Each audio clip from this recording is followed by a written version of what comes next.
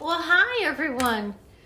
Welcome to Conversations at Kerrie's Korner on this very stormy, dark first May Friday of 2025. What a way to start the weekend. This terrible storm is about to explode in the Houston area. So it's a good time to catch up and do my second podcast of the week. I try to do 2 a week. And the principle, the thought process behind Conversations at Kerrie's Korner is just about bringing subjects to the forefront to talk about, to exchange ideas with people that you deal with every day, and to get conversations started again about subjects that are important to our society, our way of life, and so we can make change. Truly, the way to make change is by talking to each other, listening, respecting, and talking about subjects that are important that we don't necessarily agree on. It's okay to disagree. We need to disagree in our society. So this is the second one of the week. I try to do 2 a week. And so I wanted to talk about a subject that I'm actually seeing.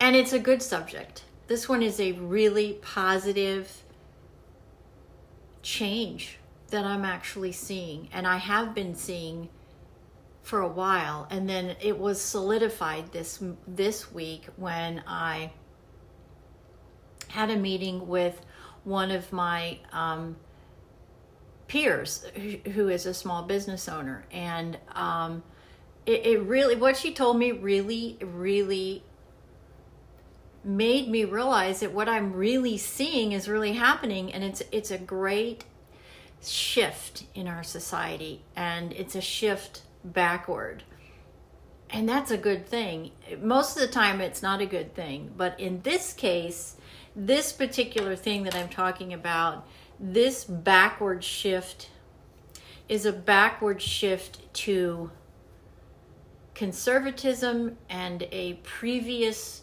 way of thinking, previous decisions, smart financial decisions, and it's by a younger generation, which is really exciting. Our younger generations are, in my opinion, reverting back to old traditional thought processes. For many years now, we've been looking at generations that don't think the way the greatest generation or the silent generation was thinking. And I think there was a shift. I think there was a change, and it was at a particular time in society where everybody thought that everything had to change and we had to think of things completely differently. And now I'm seeing the age bracket of 30 to 40, that group, which I happen to have 2 children in that group. And what I'm seeing is I am seeing that group realigning themselves with the groups ahead of them, and realigning themselves to conservatism and to traditional ways, traditional thinking, traditional thought processes, traditional family values, traditional business values as far as their work. And I think that is a remarkable thing in the society that we have today, where everything is disposable.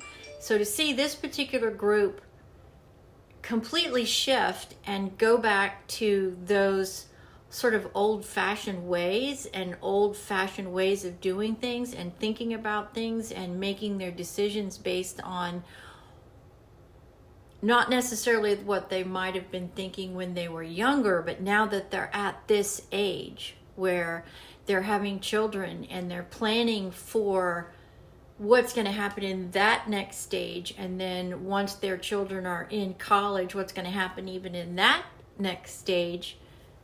I think it's a remarkable shift, and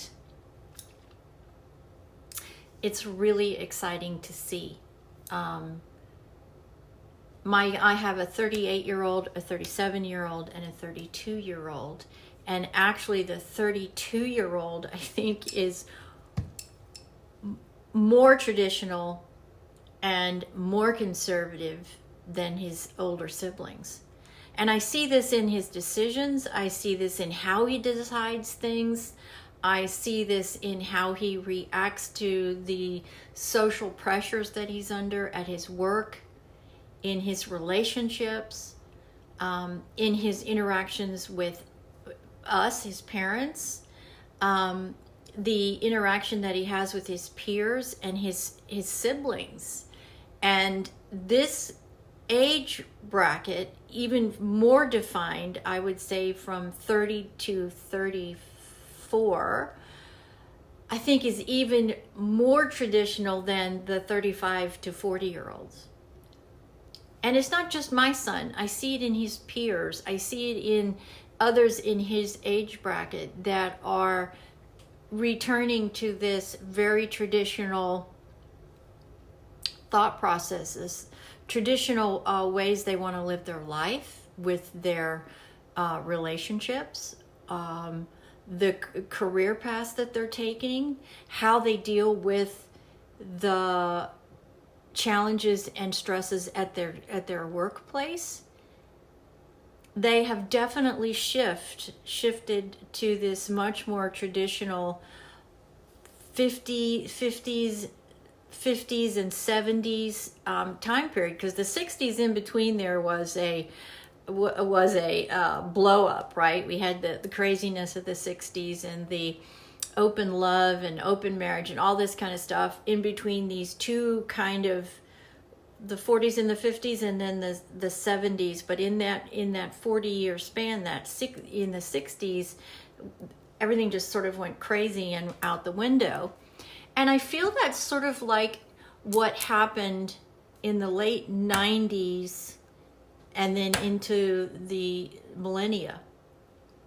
And now I see this shift coming back again in these young 30-year-olds that want traditional families, that want traditional roles in that family, meaning the traditional family where mom stays at home to take care of the children, or maybe it's one person stays home to take care of the children, not both of them working, and they're willing to give up some things where the others in that age bracket, the older people in that age bracket, aren't. They want new.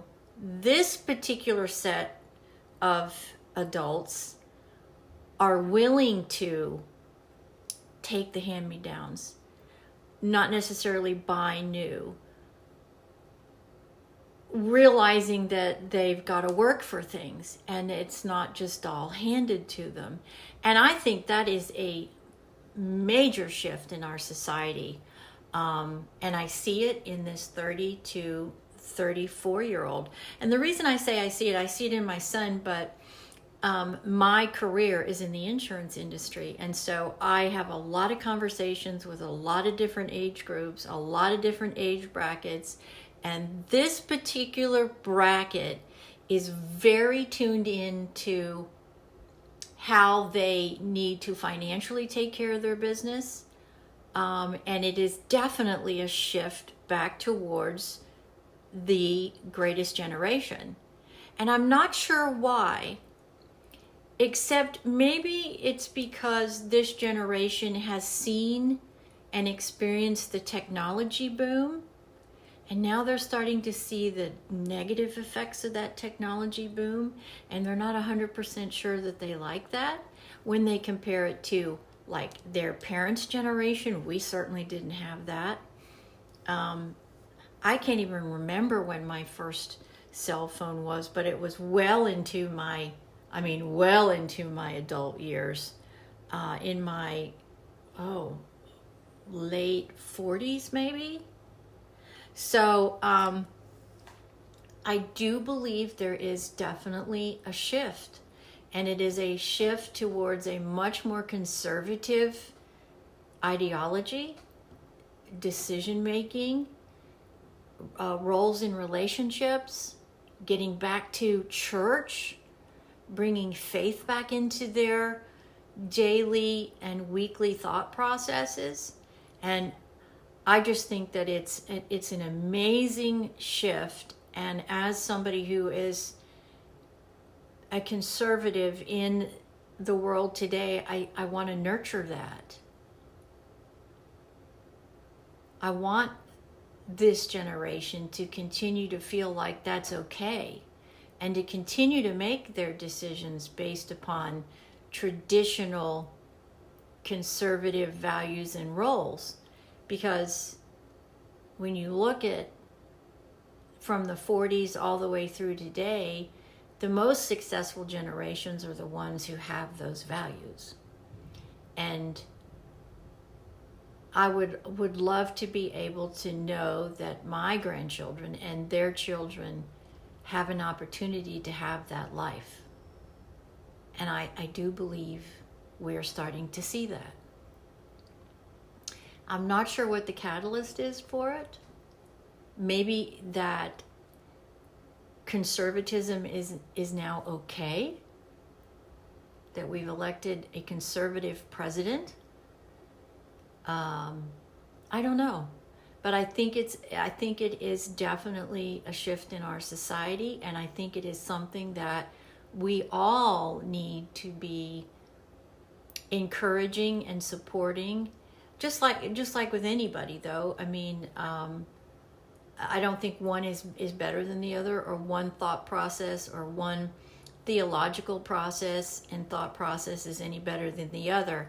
I'm just excited that we are going back to this more traditional way of life where people aren't at risk as much. Maybe that's it. There seems to be more security and more stability in that type of thought process and way of life than in the opposite. I don't know. What do you guys think? Are you seeing this? Are you sensing that we have a shift in the generational thought processes? You know, for a long time it seemed like the younger generation just didn't care, and they didn't care what happened to who it happened to. And now this swing is happening, and these 30 to 40 year olds are going back into more traditional type roles with more of those directional thought processes than I've seen in a really long time, because I deal with all ages in our population, and there's definitely a shift going. So I'd love to know what you think. Are you seeing this? Am I completely off my rocker? I don't think I am, just because of the amount of conversations I'm having where I'm hearing the same thing and I'm seeing the same thing from a financial perspective, because I deal with it as an insurance agent, and how the age brackets differ in their financial stability too. That's also another huge part of what I'm seeing. You see it in the type of consumers, the type of spending they're seeing. That's how this really all started, was because I went to a very specific, I'm not going to give specifics out here, but I went to a very specific small business owner, and her comment to me was they have changed the way they are buying. They are not willing to spend so much, but they're willing to get a better quality for less money, and they're not willing to go into debt. And I was like, wow, that's a huge shift. And that's sort of what got this whole ball rolling this week on this particular subject. And I think we need to encourage that. I think we need to encourage our younger generations to be more financially responsible the younger they are, so at the end, when they're finishing up their careers, they can have more flexibility and more spending power. After all, that's the way it should be. It's the way it should go, right? You work really hard in the beginning, and then towards the end, towards the middle, things get a little easier, and then by the time you're ready to pull the trigger and retire, you are ready and can go and do all the things that you planned for when you're working. So give me some feedback. Let me know if you feel like you're seeing the same type of shift here. And what do you think some of the recommendations would be for us as a society to encourage this? What rewards or what programs, or just what do you think? And how can we encourage this thought process if you believe that that's something that we should do? I personally do. I feel like if we get back to those good old days where we had much stabler decision making, much stabler environments and relationships, I think that's what our world needs, to bring the stability back and to bring us all back together, actually. Instead of being so individualistic, we work more as communities and families, and that in and of itself breeds more unity. So let me know what you think. I would really, really like some feedback on this. I see it, and I hope I'm identifying what I'm seeing correctly, because I think it is a very, very good sign that this massive shift that is taking place in our world, in our societies, is really happening, and good things can come from this massive change that we're seeing. Let me know. I'd love to know your thoughts. Conversations at Kerrie's Corner, that's what this is all about. Starting a conversation about subjects so you can take it and share and have conversations with others, because that's how we truly do change our society. Listen to each other, talk to each other, respect each other calmly, rationally, and with intelligence. That's where true change can start. And maybe, just maybe, we're starting to see it already. I hope I'm right. It's a good sign for our society to come if we are actually seeing these return to common sense, traditional, rational decision making. God bless. This is Kerrie from Conversations at Kerrie's Corner. Let me know, is there a subject you'd like to talk about? And please share.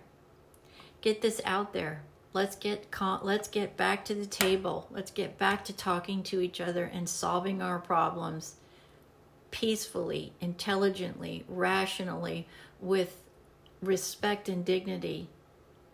We can turn it around if we want to, and that's how we do it, by talking to each other. That's where true change can start. So join me at Conversations at Kerrie's Corner, and let's talk about it. We'll see you the next time. Have a great, safe weekend, everyone. Don't forget to take some time to decompress. Get off your phone, your computer, social media. Get out, enjoy the day, get some fresh air, and most importantly, be with those that you love. Because tomorrow, it's never a guarantee. God bless.